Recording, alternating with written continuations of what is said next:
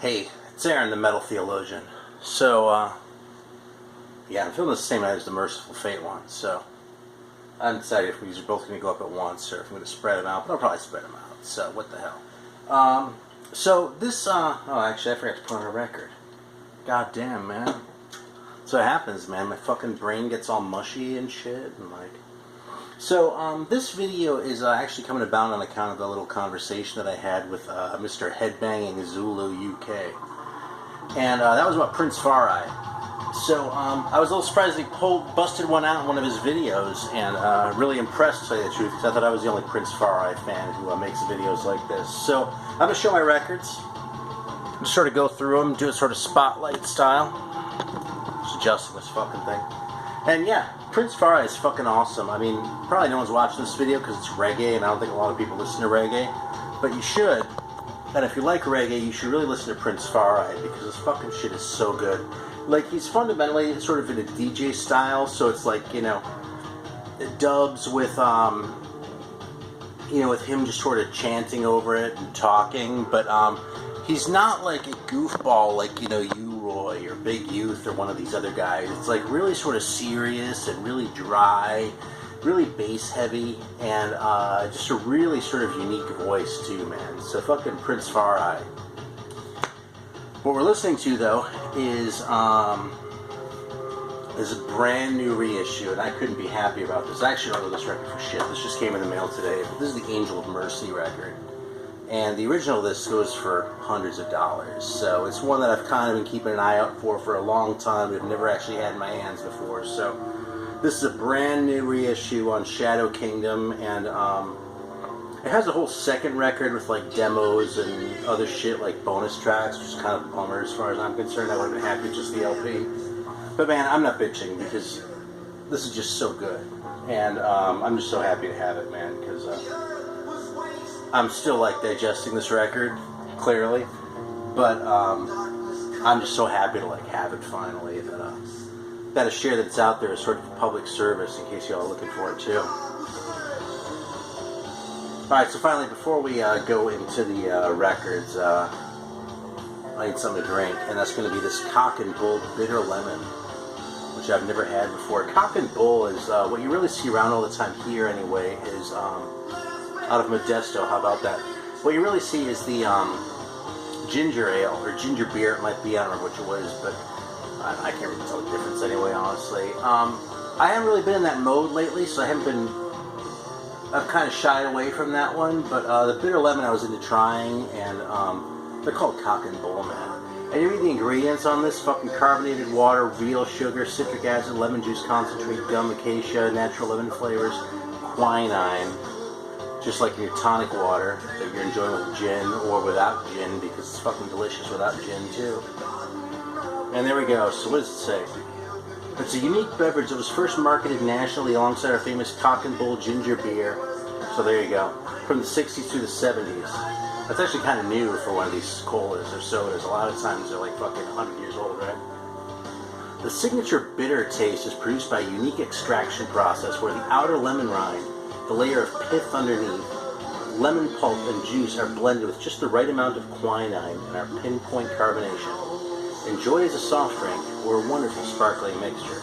Well, I'm going to enjoy it as a soft drink. I'm going to see if this is any good, because I've never had it before.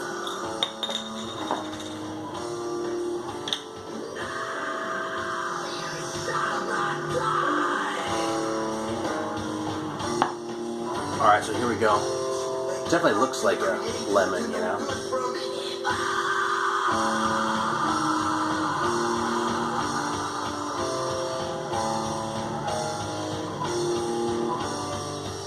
Man, this is awesome. It has that bite like a tonic water, but it just has a really pure lemon flavor. It's not like super bitter, actually, for all the bitter lemon talk. It's more like tangy. I mean, there's a bitterness to it. I mean, don't get me wrong, right?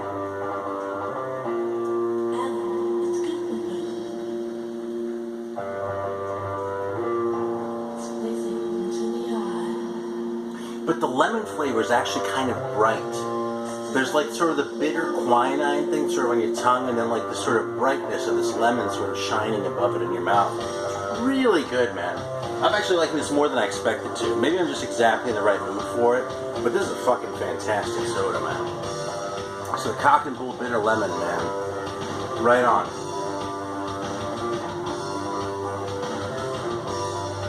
Super good. Alright, let's talk about some reggae records. And, yeah, these are sort of going to be in order, sort of not. I'm just going to fucking show them because, who the hell knows? Alright, so this, to the best of my knowledge, is the first LP. I mean, there are 45s, right? Because all this Jamaican shit. They're like 45s that get played at the dance halls and the dance parties and shit like that. The sound systems, and that's a whole other thing. It's a whole big story, which is worth reading about, but I'm not going to go into all that here. So, this record is literally just him, like, chanting psalms over, like, drum and bass beats. And the only one that isn't a psalm is the Lord's Prayer. So that one's actually a little bit too obvious, man, but it's fun to listen to shit too, because I don't know how much of this is Rasta and how much of it is just improvising. We kind of take some liberties with some of the wordings of some of these psalms, that sort of thing too, if you actually compare them to what it says in your King James Bible. So, you know, I don't know what the story is there, but it's interesting.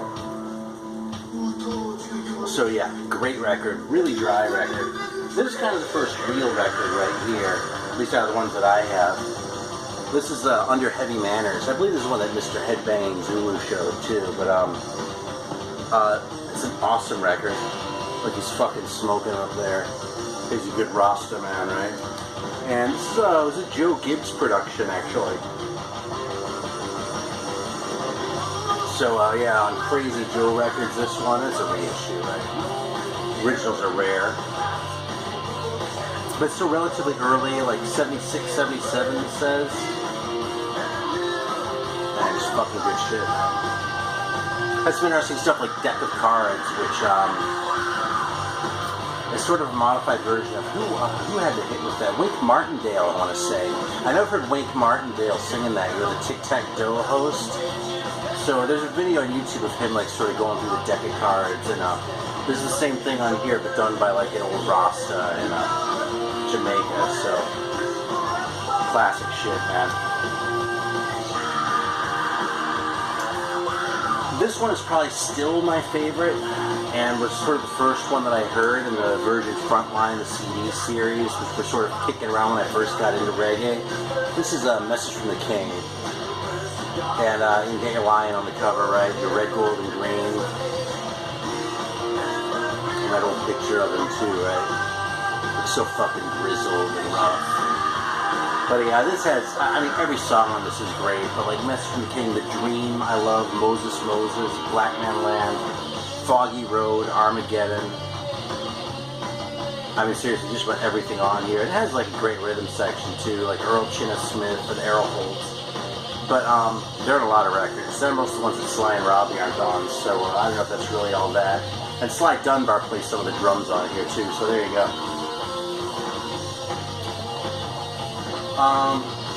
This one was hard for me to find, but this is Liberty. It's about the same time, and this is another favorite of mine too. It has reggae music moving, some with Roof, Marble Stone, King of Kings, Ghetto Living, which is really like this sort of lugubrious story about, you know, some kid getting in trouble, but he's got a sheer desperation in the ghetto, you know. It's a pretty intense record, man, but all this shit is pretty intense, you know. I mean, reggae tends to be really intense if you listen to what they're saying, you know. And it's sort of, you know, belied by that whole sort of upbeat feel, but this isn't really like that. This is kind of darker, you know what I mean? And sort of, I don't know, just more earthy, you know. It's probably the best word that I can come up with for it. So let's see, I'm going to rearrange it a little bit here, because this one is another version from line one. This is Long Life. I actually got this at Revolver Records in San Francisco. And, yeah, man, it's sort of like your prime era, late 70s, Prince Farai. This classic shit. Praise him with psalms, Black Star Liner must come. Who have eyes to see? I mean, there you go, classic little Bible quotes, right? It's a lot of that. But all this shit is super religious. Yeah, and it's 78. And absolutely fantastic. So, then there are a few I have here on Trojan. I think I'm going to break these up at a label, actually, so I'm rearranging a little bit on the fly here. I'm going to show this one first. This one came out later, actually. This was sort of a... he died in, like, the early 80s. I want to say 82. It might have been as late as 83, but right around there. My impression is he was basically in the wrong place at the wrong time when there was some sort of, like, shooting in Jamaica. So he ended up getting shot and killed, you know? I've heard him referred to as, like, having been assassinated, but as far as I can tell, it wasn't an assassination. He was in the wrong place at the wrong time, so... I don't know why they would have assassinated him anyway. Anyway, this is actually one of this is some great shit. I mean, for a fan like me, when they had unearthed this shit, I just about jumped for joy, because this came out in 98, and this is like 78, 79-ish, and, you know, it was completely unheard by people like me. So Solomon's Wisdom, Clean Hands, Pure Heart, great shit on here. So I'd recommend going with the big ones too. I don't know how easy this one is to find anymore. It came out on Prisoner Sounds. His liner notes by Adrian Sherwood. He actually spent a lot of time hanging out with Adrian Sherwood. He was on a Dub Syndicate record too, and he did some shit with Singers and Players early on too. So anyway, here's some of the Trojan ones. Okay, here's some of the first ones I actually got on record. I actually ordered these from Ross Records when I was still living in Cleveland. Probably around, I don't know, early 90s, something like that. But it was long enough ago that I actually called them on the phone. Or I might have sent them a fax. But yeah, Go Home on the Morning Train, I and I the Chosen One, When Ja Ready You Got to Move, and Don't Deal with Folly, which is just such a quintessential Prince Farai title. Jamaican Heroes. It's funny that I remember where I got most of these. This one came from Rough Trade in San Francisco, I'm pretty sure. But I might have gotten this one from Ross too, I'm not sure now. Yeah, Deck of Life, Read a Chapter, Jamaican Heroes, Musical History, and Ja Will Provide. And then you have your pictures of Haile Selassie and Marcus Garvey on there. Just in case that doesn't look reggae enough for you.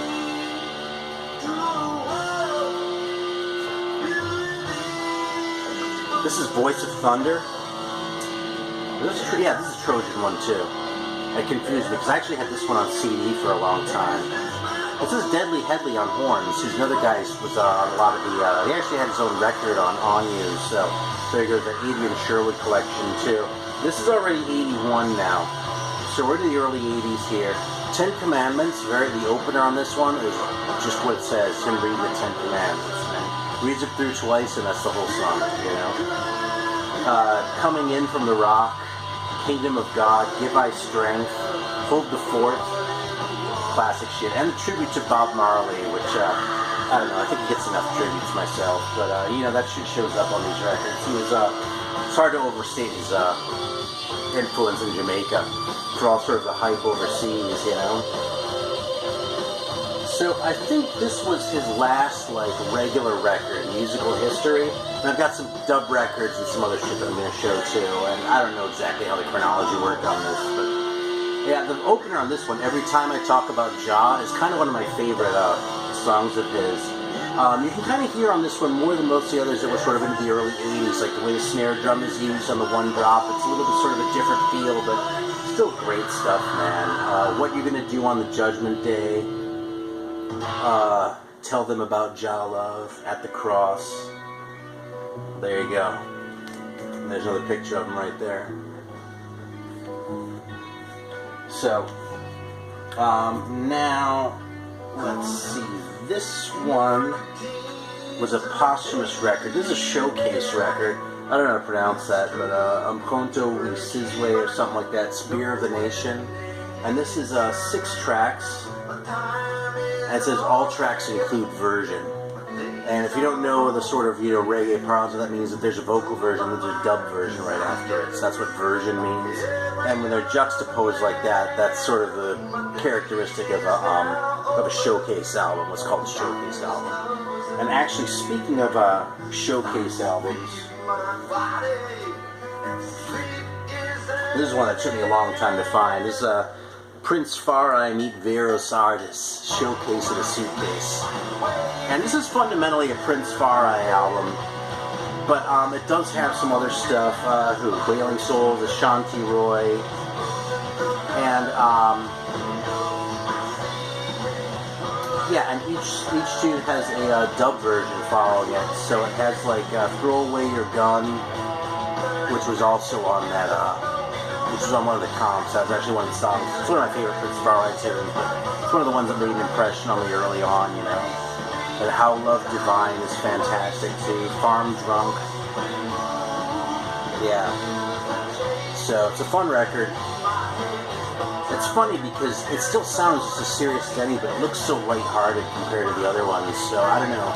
I guess he had a sense of humor. I suppose you'd have to, but he sounds so serious on these fucking records. So anyway, then there are the dub albums, and there were a bunch of Cry Tough dub encounters, and then another one called Dub to Africa. I actually don't have all those. I only have the first 3 Cry Tough dub encounters. So this is the first one, which was originally a tape on Roar, Reach Out International Records. They did all sorts of tapes. They had like a Suicide tape, I remember, and I have a Shock Slumania tape on that label, but they did a Prince Farai Cry Tough Dub Encounter Part 1, which had a pretty awesome cover, the tape did. But I haven't seen that in a long time. Anyway, this is a fantastic heavy dub album. Yeah, and it's really just straight up dub. I mean, there's a little bit of vocal shit in there. There's even less on this one, which might be the best of the lot, although it's kind of tough between the first two. But this is Cry Tough Dub Encounter Part 2. Kind of a classic cover there. It's Prince Farai in dub. And there you go. Credits on there. I don't even know what to say about these dub records, except they're fucking awesome. You know? Prince Jammy working with him on this one. And finally, Cry Tough Dub Encounter Chapter 3, which is still fantastic. I really ought to get Chapter 4 one of these days. It used to be cheap, and I saw it around, and I kind of took it for granted, and now I haven't seen it in a while. So I kicked myself in the ass for that. But there you go. You see the affiliation once again with On You. Actually, I mentioned Pressure Sounds earlier, but I don't know exactly what the relationship is. It says a subsidiary, but it's not like On You is that big, so whatever, man. I'm not going to argue with quality. It's good shit. So that's my Prince Farai stash, and a little of Angel of Mercy we listened to together, and a fantastic soda. And I'm going to wrap this shit up. Actually,